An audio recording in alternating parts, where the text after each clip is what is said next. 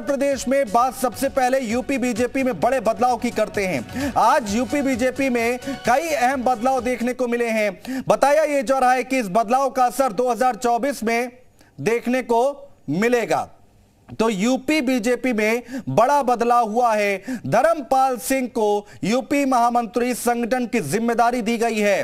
तो क्या कुछ यहां पर बदलाव किए गए हैं वो हम आपको बताने और समझाने की कोशिश कर रहे हैं। स्वतंत्र देव सिंह का यूपी विधान परिषद के नेता पद से इस्तीफा और इसके साथ ही साथ डेप्यूटी सीएम केशव प्रसाद मौर्य बने हैं यूपी विधान परिषद में बीजेपी नेता और जल्द हो सकता है बीजेपी के नए प्रदेश अध्यक्ष के नाम का ऐलान। तो बीजेपी के नए प्रदेश अध्यक्ष का नाम का भी ऐलान हो सकता है। बीएल वर्मा का नाम सामने आया। बीएल वर्मा बनाए जा सकते हैं नए यूपी बीजेपी के अध्यक्ष। तो उत्तर प्रदेश में प्रदेश अध्यक्ष की अगर हम बात करें तो यहां पर बीएल वर्मा का नाम सामने आ रहा है।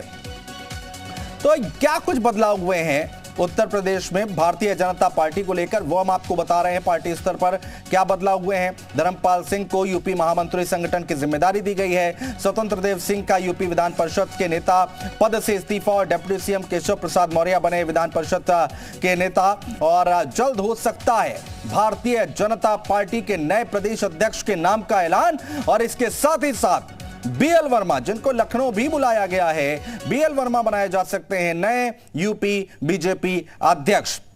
सियासी सरगर्मियों के बीच सीएम योगी आज 2 दिन के दौरे पर दिल्ली पहुंचे और सीएम योगी का यह दिल्ली दौरा काफी अहम माना जा रहा है। बीजेपी सूत्रों के मुताबिक कल यूपी बीजेपी के नए अध्यक्ष के नाम का ऐलान हो सकता है और इस रेस में बीएल वर्मा सबसे आगे चल रहे हैं। बीएल वर्मा कौन है वो हम आपको बता रहे हैं। बीएल वर्मा वेस्ट यूपी से आते हैं। लोध समुदाय के बड़े नेता हैं। कल्याण सिंह के करीबी माने जाते हैं। आरएसएस के खंड कार्यवाह प्रमुख रहे हैं। 1984 की अगर हम बात करें तो 1984 में भाजयुमो के जिला महामंत्री बने। 1997 आता है। 1997 में भाजयुमो के प्रदेश मंत्री बने और यूपी सिडको के चेयरमैन भी रहे हैं। तो बीएल वर्मा कौन है वो हम आपको बता रहे हैं और इसी के साथ साथ रोहिलखंड और ब्रिज क्षेत्र के अध्यक्ष भी रहे हैं। चलिए, उत्तर प्रदेश की योगी सरकार अब अपने मंत्रियों और विधायकों के खिलाफ दर्ज मुकदमों को वापस लेगी। सूत्रों की माने तो यूपी सरकार के मंत्रियों और विधायकों के खिलाफ दर्ज केस वापस लेने की प्रक्रिया जल्द ही शुरू कर दी जाएगी, क्योंकि राजनीतिक रंजिश के चलते दर्ज मुकदमों की स्क्रीनिंग का काम अंतिम दौर में है। यहां पर आपको बता दें कि यूपी सरकार में ऐसे कई मंत्री हैं जिनके ऊपर इस तरह के केस दर्ज हैं।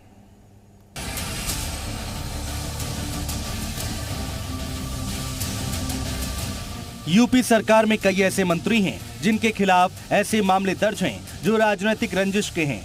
कैबिनेट मंत्री राकेश सचान और संजय निषाद के पुराने मामले में आए फैसलों के बाद योगी सरकार ने अब अपने मंत्रियों और विधायकों के खिलाफ दर्ज मुकदमे वापस लेने का फैसला लिया है। इन मामलों को वापस लेने की प्रक्रिया जल्द शुरू की जाएगी, क्योंकि राजनीतिक रंजिश के चलते दर्ज हुए मामलों की जाँच अंतिम चरण में है। जहाँ राजनीतिक द्वेष की भावना से मुकदमे फर्जी लादे गए हैं उस पर जरूर बात करें। सरकार के कई मंत्रियों के पुराने राजनीति से जुड़े आंदोलनों में हिस्सेदारी लेते हुए मुकदमे दर्ज हुए थे। इसके अलावा कई विधायकों के खिलाफ भी मुकदमा दर्ज है।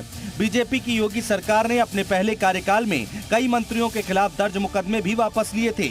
इसके बाद अब एक बार फिर सरकार गठन के 4 महीने बाद ये प्रक्रिया शुरू होने वाली है। योगी सरकार अपने विधायकों, मंत्रियों और कार्यकर्ताओं के बहुत सारे राजनीतिक मुकदमे वापस लेने जा रही है। सरकार की तरफ से कहा गया है कि सपा और बसपा की सरकारों में बीजेपी के कार्यकर्ताओं पर, मंत्रियों और विधायकों पर जो आज मंत्री हैं उन पर राजनीतिक मुकदमे दर्ज किए गए हैं। बाकायदा न्याय विभाग की तरफ से एक रिपोर्ट तैयार की गई है, यानी आने वाले समय में यूपी के कई विधायकों, मंत्रियों समेत बीजेपी कार्यकर्ताओं के मुकदमे वापस लिए जाएंगे। यूपी सरकार के सूत्रों के मुताबिक अभी इसे लेकर स्क्रीनिंग का काम जारी है। स्क्रीनिंग की प्रक्रिया पूरी हो जाने के बाद यूपी सरकार अपने मंत्रियों और विधायकों के खिलाफ दर्ज सभी मुकदमों को वापस ले लेगी। हालांकि इसे लेकर अब तक कोई आधिकारिक पुष्टि नहीं हुई है। इस बीच यूपी सरकार के इस कदम की आलोचना भी होने लगी है। समाजवादी पार्टी और कांग्रेस ने सरकार के इस फैसले को गलत और असंवैधानिक करार दिया है। योगी जी, कौन सा न्याय है? एक तरफ अपराधियों पर आपका बुलडोजर चल रहा है, दूसरी तरफ जो बीजेपी में है और अपराधी हैं उनके आप मुकदमे वापस ले रहे हैं। तो क्या बीजेपी संदेश देना चाह रही है कि कोई अपराधी भारतीय जनता पार्टी में आ जाए उसके मुकदमे वापस हो जाएंगे? आपको बता दें कि साल 2017 में यूपी सरकार ने सीएम योगी के खिलाफ 22 साल पुराना मुकदमा वापस लिया था। ये मुकदमा 27 मई 1995 को गोरखपुर के पीपीगंज थाने में यूपी के मौजूदा सीएम योगी आदित्यनाथ, मौजूदा केंद्रीय वित्त राज्य मंत्री शिव प्रताप शुक्ल समेत 13 लोगों पर आईपीसी की धारा 188 के तहत दर्ज हुआ था। योगी सरकार भविष्य में कोई फजीहत नहीं चाहती। यही कारण है कि मंत्रियों और विधायकों के केस वापस लेने को लेकर सरकार ने अपने कदम आगे बढ़ा दिए हैं।